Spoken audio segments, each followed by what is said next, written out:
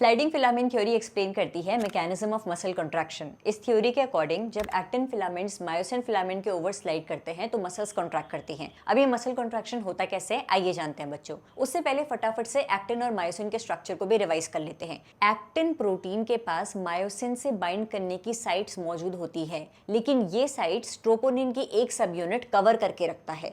ये sites uncover कब होंगी उसके बारे में अब हम आगे जानेंगे। उसी तरीके से मेरोमायोसिन के हेड पर भी एक्टिन से बाइंड करने की साइट्स मौजूद होती है। तो एक्टिन के पास मायोसिन से बाइंड करने की साइट मौजूद है, मायोसिन के पास एक्टिन से बाइंड करने की साइट मौजूद है, यानी कि दोनों का मिलन होकर रहेगा। कैसे होगा उसको हम जानेंगे। अब क्या होता है बच्चों, हमारा central nervous system signals release करता है मसल कंट्रैक्शन किया जाए। इन सिग्नल्स को मोटर न्यूरॉन मसल फाइबर्स के पास लेकर आता है। अच्छा, मोटर न्यूरॉन और मसल फाइबर मिलकर एक यूनिट बनाते हैं जिसे कहते हैं मोटर यूनिट। वो जंक्शन जहां पर मोटर न्यूरॉन और मसल फाइबर की plasma membrane that is sarcolemma connect हो रही है, उस पर्टिकुलर जंक्शन को कहते हैं मोटर एंड प्लेट या फिर neuromuscular junction. Motor neuron central nervous system द्वारा भेजे गए सिग्नल्स को लेकर आया। जैसे ही ये सिग्नल्स मोटर एंड प्लेट पर पहुंचे, न्यूरोट्रांसमीटर्स रिलीज होते हैं बाय द मोटर न्यूरॉन। ये न्यूरोट्रांसमीटर एसिटाइलकोलिन होता है और ये कंबाइन करता है to the neurotransmitter receptors present on the plasma membrane of muscle fibre.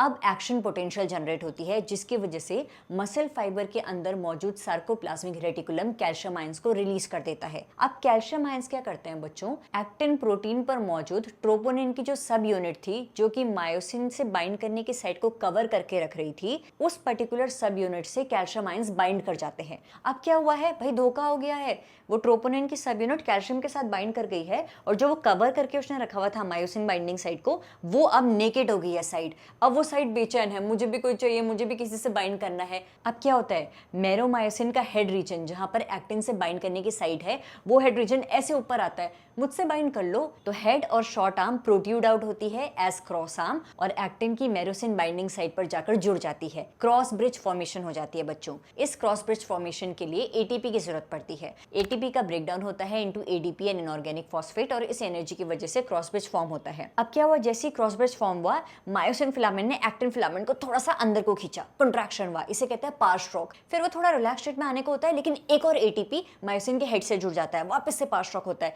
फिर थोड़ा रिलैक्स स्टेट में आने को होता है, फिर एक और एटीपी जुड़ जाता है, पास स्ट्रोक होता है। इस तरीके से मायोसिन फिलामेंट्स एक्टिन फिलामेंट्स को ऐसे करीब करीब लेकर आते हैं, कंट्रैक्शन करते हैं बच्चों। जब कैल्शियम आयन ट्रोपोनिन की सब यूनिट से हट जाएगा, वापस से सार्कोप्लाज्मिक रेटिकुलम में चले जाएगा, तो कंट्रैक्शन की प्रोसेस स्टॉप हो जाएगी और मसल वापस से रिलैक्स स्टेट में आ जाएगी। इस तरीके से हमारी स्केलेटल मसल्स कंट्रैक्ट करती है। इस फ्लो चार्ट को बहुत अच्छे से याद करिएगा।